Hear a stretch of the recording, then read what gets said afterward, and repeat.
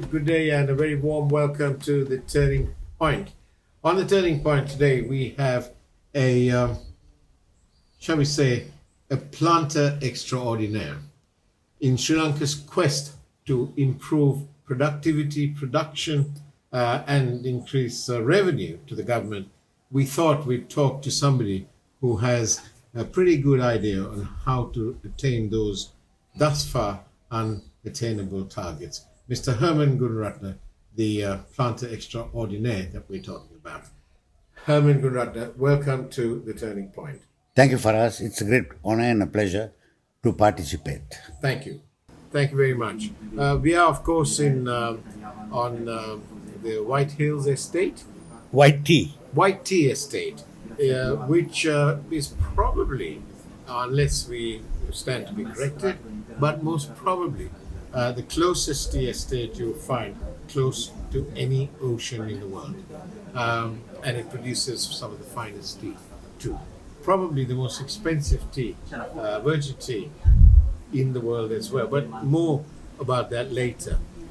Herman, in our conversation, you said to me that there are ways in which you can increase production of tea by about 30%, and paddy, which is for rice, of course, around between 40 and 60%.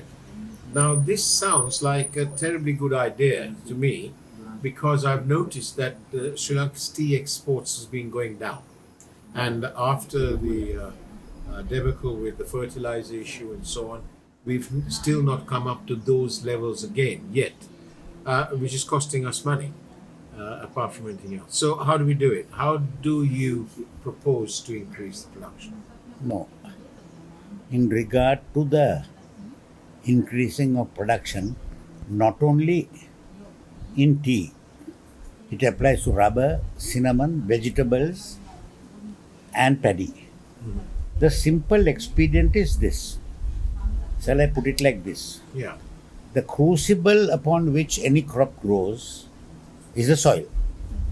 Now, if the soil is not of the right structure, then the crops are going to fail. Now, the primary thing in Sri Lanka, and I think in some other parts of the world as well, is that there is inadequate attention being given to the soil pH value.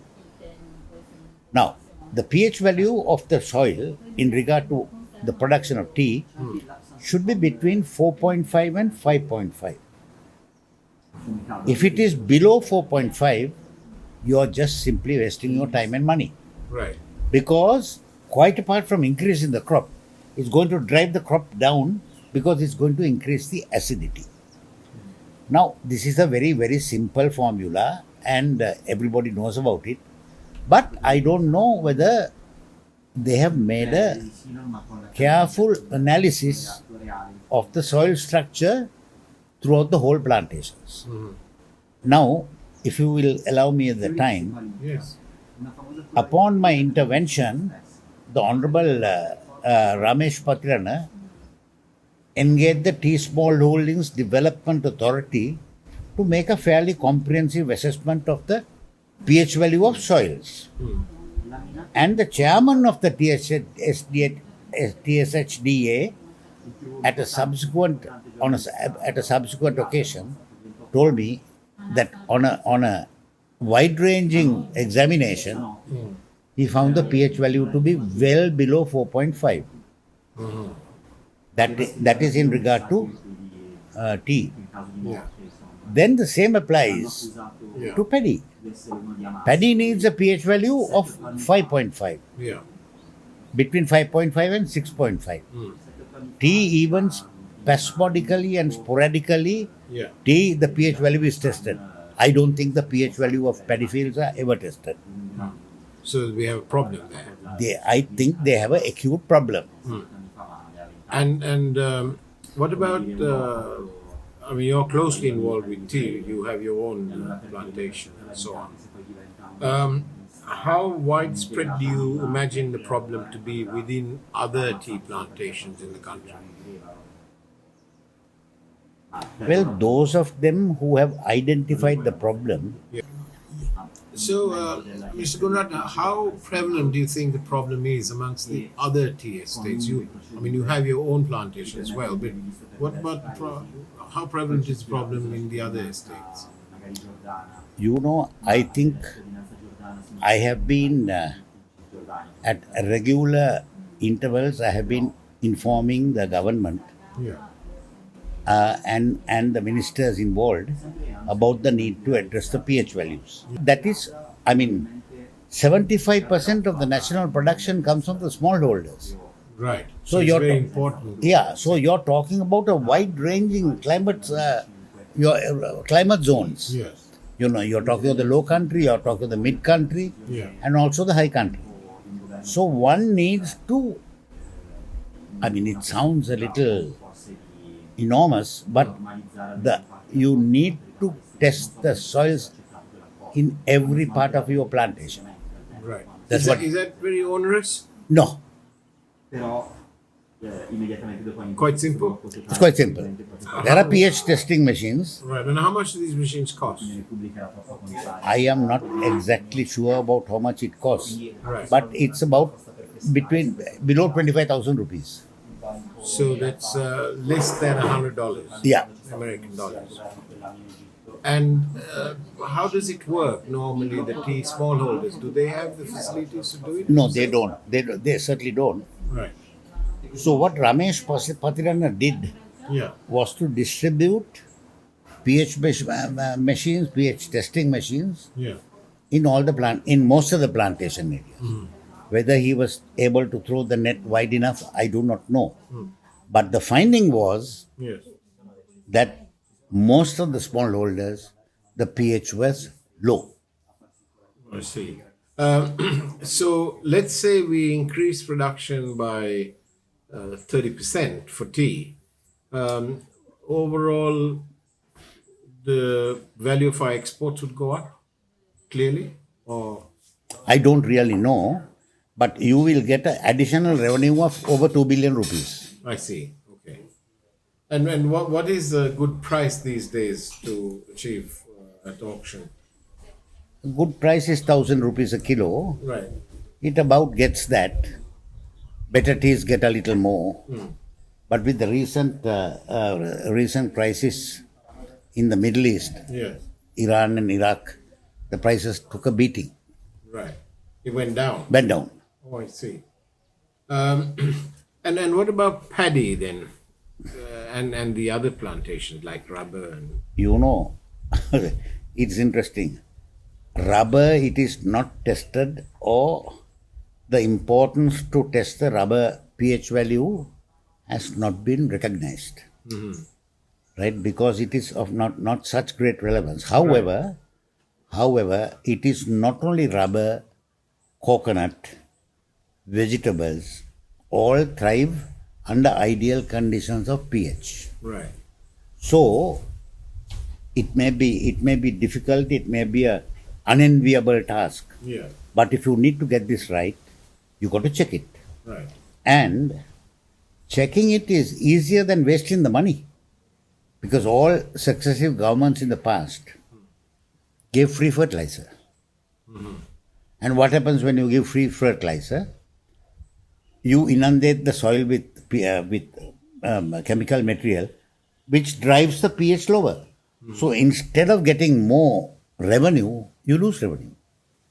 And in another conversation with you, you mentioned the availability of dolomite.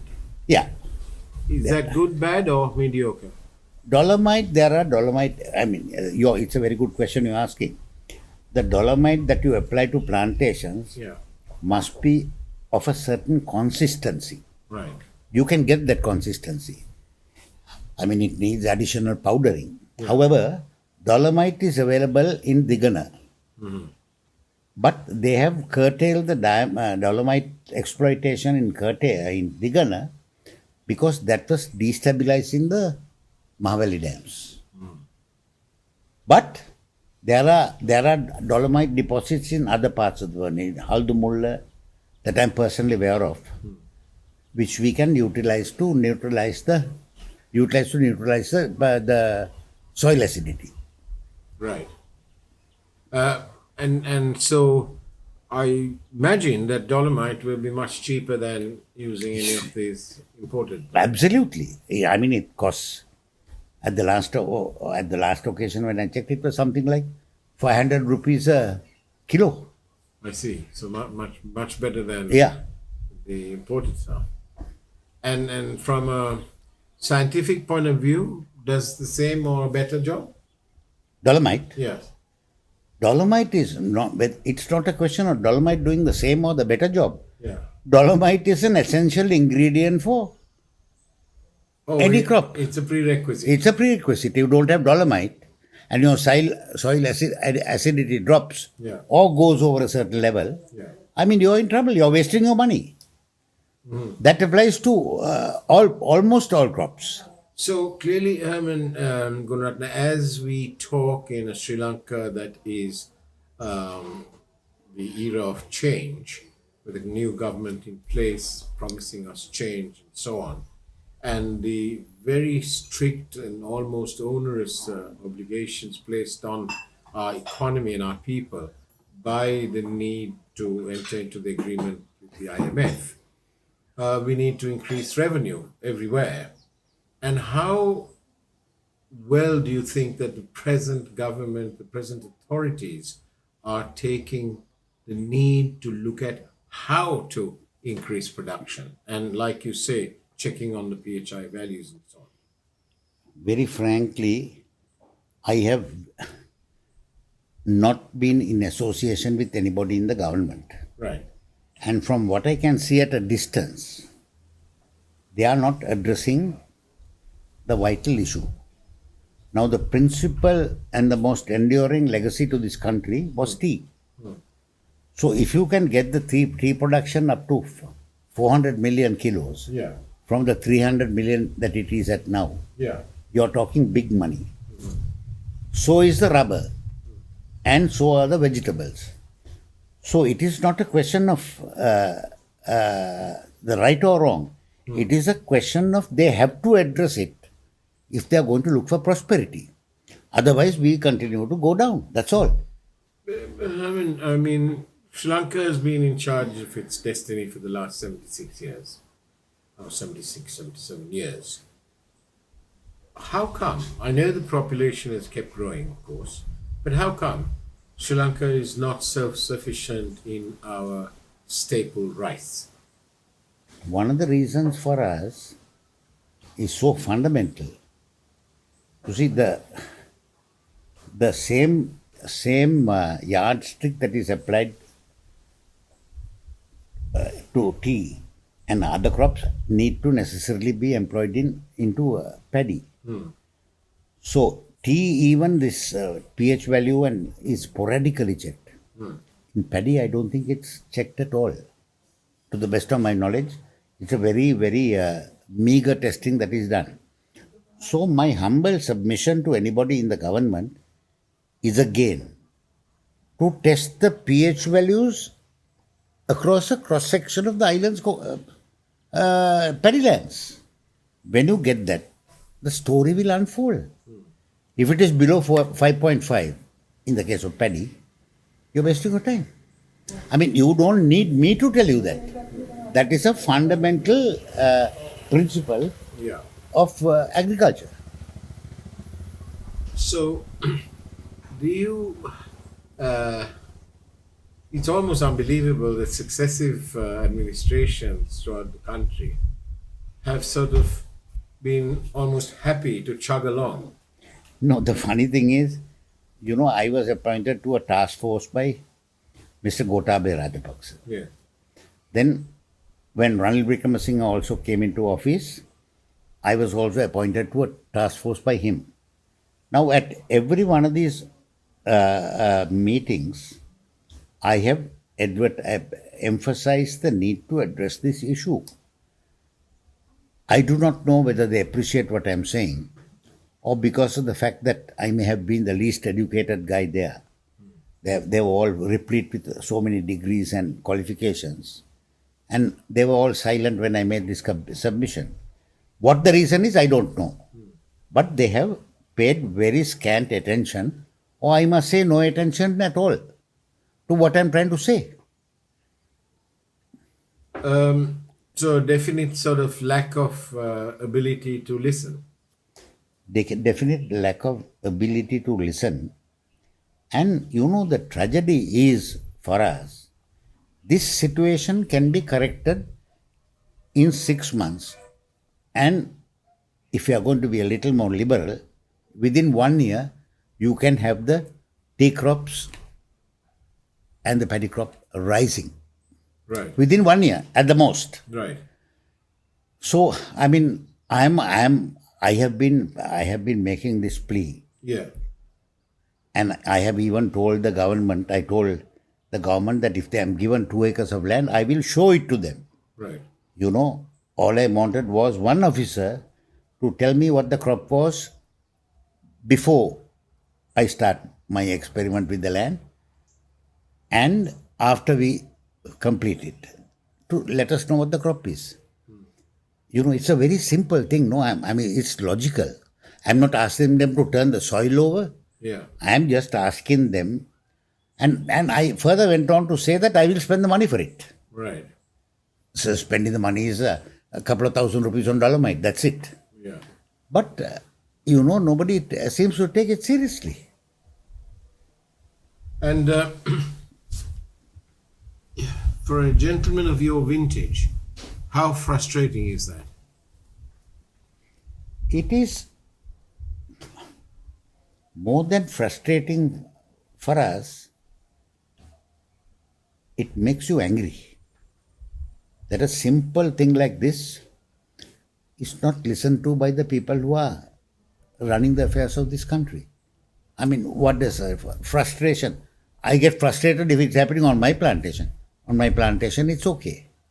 On the plantations I managed, I was deputy chairman for Dilma. We corrected this issue and the crop was rising. Mm-hmm. So, I mean, I have passed the point of frustration.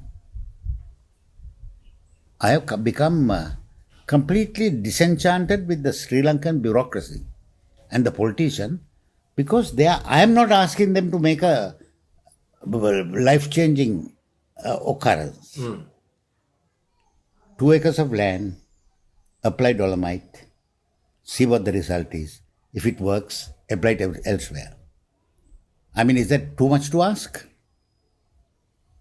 Now, I know that in South Africa, they had a program to look at all the plots, the different plantations, and they gave them a form of a sort of a permit or a license that told them all the stuff that, things like the pH value and so on.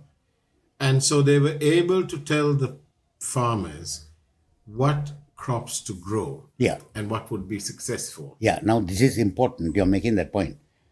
Now in Kenya, this problem is not so acute because those are volcanic soils, new soils. Right. In nature, in its wisdom, created the right conditions. It's man who has gone and interfered with this whole process. But it is the men from Sri Lanka who went to Kenya. Exactly. After the disastrous formation of the Janata Estate Development Board, when professional tea men went off to Africa. Yeah. And they developed the African plantations. Well, I am not going to make a distinction of the color of their skin. No. But it is mainly the white men who went there. Indeed. But one of these white men was Mr. Boyd Moss. Yeah. Mike Boyd Moss, yeah. Yes, Mike Boyd Moss. And I had no idea, but I found him chattering away in Tamil in the middle of some plantation in Kenya. And I thought, what on earth's going on? Yeah. Turns out it was Mike he was for generations in Sri Lanka. Indeed. And the last of them and the first to not be a planter was his son, Robin Boyd Moss, who turned out to be a first-class cricketer and now makes his home in Nairobi. But that's interesting. Indeed. But yes, so these are the sort of mistakes, if you like, and the policy mistakes that have sort of besotted Sri Lanka over the years. Do you, as you sort of course towards handing over the reins to your grandchildren, perhaps, do you harbor even a slight hope that Sri Lanka will change? For Sri Lanka to change, for us, the country has to elect people who are competent.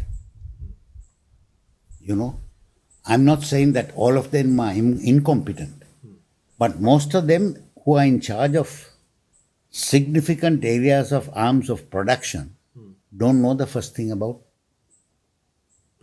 production. I mean, it's one of those tragedies. It is, in my view, an inexcusable tragedy that we are going through.